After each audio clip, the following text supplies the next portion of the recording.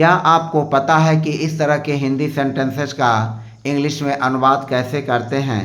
मैं चाहता हूं कि वहां शांति हो, वह चाहती है कि सब जगह खुशी हो, खिलाड़ी नहीं चाहते हैं कि मैदान में दंगा हो।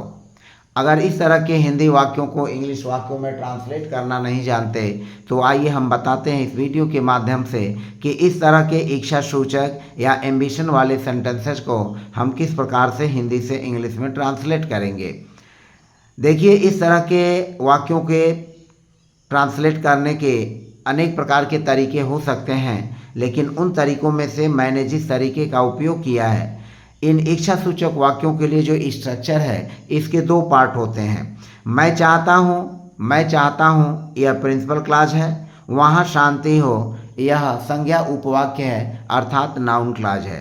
कहने का मतलब इस वाक्य में भी दो भाग हैं और ये दोनों भाग एक वर्ड की के द्वारा जुटे रहते हैं। जैसे पहला पार्ट है मैं चाहता हूँ वहाँ शांति हो, तो मैं चाहता हूँ और वहाँ शांति हो, इस वाक्य के दोनों भागों को की शब्द के द्वारा जोड़ा गया है। और इस तरह के हिंदी सेंटेंसेस को जब हम इंग्लिश में ट्रांसलेट करते हैं तो इस की के लिए हम किसी प्रकार के वर्ड का यूज नहीं करते।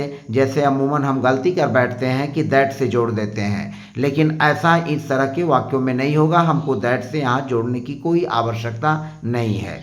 इसका जो स्ट्रक्चर होगा उस स्ट्रक्चर में मैं चाहता हूँ यह प्रिंसिपल क्लॉज है, तो पहले प्रिंसिपल क्लॉज कि वहाँ शांति हो नाउन क्लॉज। कहने का मतलब यह है कि यह हो जाएगा, एक होगा पहला पार्ट प्रिंसिपल क्लॉज और वहाँ शांति हो यह होगा नाउन क्लॉज। अब इसका स्ट्रक्चर क्या होगा? सबसे पहले वाक्य का सब्जेक्ट लिखेंगे, वाक्य का सब्जेक्ट हो गया। सब्जेक्ट के बाद वर्ब में विश, लाइक और वांट, चाहे आप विश लिखें, चाहे लाइक लिखें या वांट लिखें, यह वर्ब का प्रयोग करेंगे। और इस वर्ब के बाद फिर यहाँ पर यूज होगा देयर का, और देयर के बाद हम प्रयोग कर लेंगे टू बी, और टू बी के बाद नाउन का यूज कर लेंगे। तो इस तरह के हिंदी सेंटेंसेस को हम इस तरह से इंग्लिश में कन्वर्ट करेंगे आसानी से। तो आइए एक एक करके वाक्यों को देखते हैं। जैसे मैं चाहता हूँ कि वहाँ शांति हो, तो वाक्य का सब्जेक्ट है आई और आई के बाद यहाँ पर जोड़ेंगे लाइक। आई लाइक, मैं चाहता हूँ।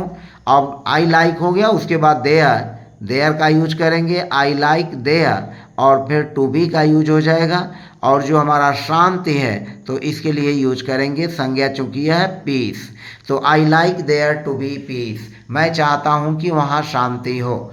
आई like there to be peace, मैं चाहता हूँ कि वहाँ शांति हो। अब यह पीस जो है हमारा नाउन है। वह चाहती है कि सब जगह खुशी हो, तो वह चाहती है तो इसको लिखेंगे शी, और शी के बाद चूंकि यह सिंगुलर सब्जेक्ट है तो वांट में यस जोड़ देंगे, क्योंकि यह प्रेजेंट इंडेफिनिट टेंस का वाक्य है। वह चाहती है प्रेजेंट इंडेफिनिट का, तो सबसे पहले कर्ता और कम वर्ब की फर्स्ट फॉर्म में यस जोड़ देंगे, क्योंकि सी सिंगुलर है। तो शी वांट्स, और फिर यूज करेंगे देयर, शी वांट्स देयर, और हो जाएगा टू बी, और खुशी के लिए लिखेंगे संज्ञा happiness.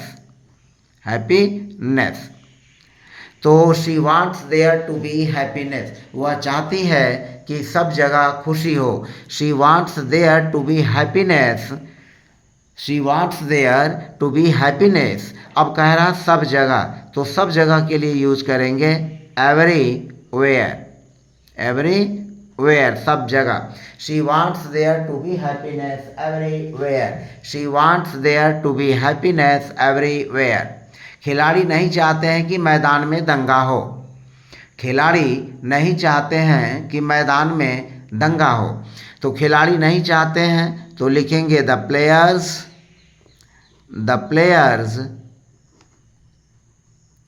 Don't like, the players don't like, खिलाड़ी नहीं चाहते हैं। द प्लेयर्स डोंट लाइक, खिलाड़ी नहीं चाहते हैं कि मैदान में दंगा हो, तो यहाँ पर हो जाएगा there to be, the players don't like there to be a right, to B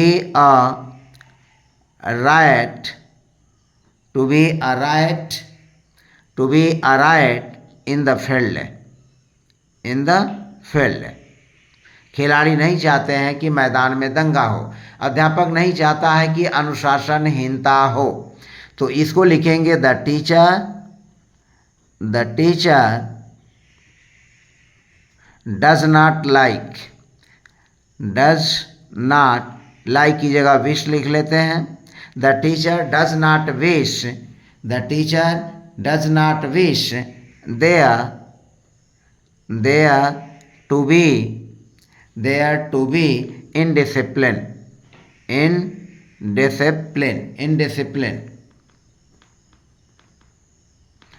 The teacher does not wish there to be indiscipline. अध्यापक नहीं चाहता है कि अनुशासनहीनता हो। देश नहीं चाहता है कि युद्ध हो। तो यहाँ पर लिखेंगे the country does not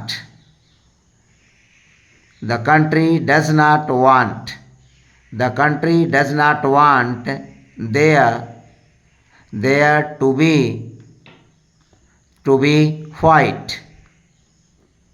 be fight या war, युद्ध। The country does not want there to be fight या war। वे चाहते हैं कि ईमानदारी हो। तो यहाँ पर लिखेंगे दे विश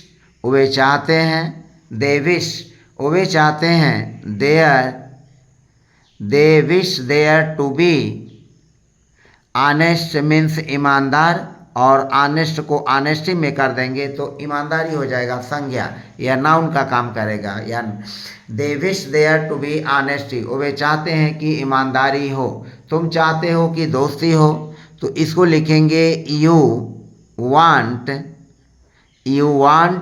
और फिर हो जाएगा there to be, you want there to be a friendship,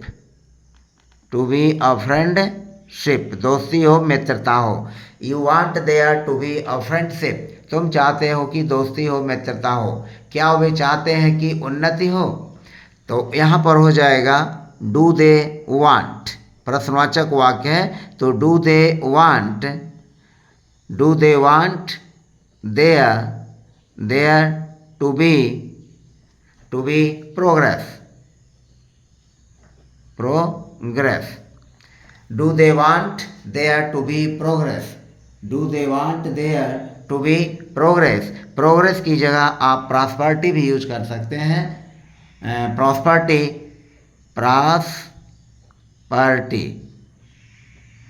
यहाँ पर हो जाएगा do they want there to be progress noun के रूप में लेंगे तो प्रोग्रेस भी लिख सकते हैं, और प्रॉस्पर्टी यह भी नाउन, तो उन्नति, समृद्धि। तो do they want there to be progress या do they want there to be prosperity. क्या तुम चाहते हो कि तनाव हो? तो इसको लिखेंगे डू यू वांट, क्या तुम चाहते हो, या डू यू लाइक, क्या तुम चाहते हो, या डू यू विश, क्या तुम चाहते हो। तो do you want there to be, और तनाव के लिए लिखेंगे tension. Do you want there to be tension. वे चाहते हैं कि सद्भावना हो, वे चाहते हैं, तो इसको लिखेंगे they want there to be goodwill means संभावना। They want there to be goodwill, वे चाहते हैं कि सद्भावना हो। They want there to be goodwill, वे चाहते हैं कि सद्भावना हो। तो इस तरह से आपने देखा कि इस तरह के वाक्यों को, जिसको मैंने अभी किया, इस वाक्य के भी दो भाग होते हैं और ये दोनों वाक्य के द्वारा जुड़े रहते हैं। एक बात इसमें स्पष्ट रूप से है कि जो दूसरा पार्ट होता है, यानी जो नाउन क्लॉज होता है, जैसे कि सद्भावना हो, तो किस सद्भावना हो, इस दूसरे भाग का कर्ता अनिश्चित रहता है, सब्जेक्ट अनसर्टेन रहता है, और वाक्य में जो क्रिया होती है वह होना का प्रयोग होता है, जैसे हो यानी होना क्रिया होता है। तो इस तरह से इस प्रकार के वाक्यों को हम इस स्ट्रक्चर के आधार पर आसानी से हिंदी से इंग्लिश में ट्रांसलेट कर सकते हैं।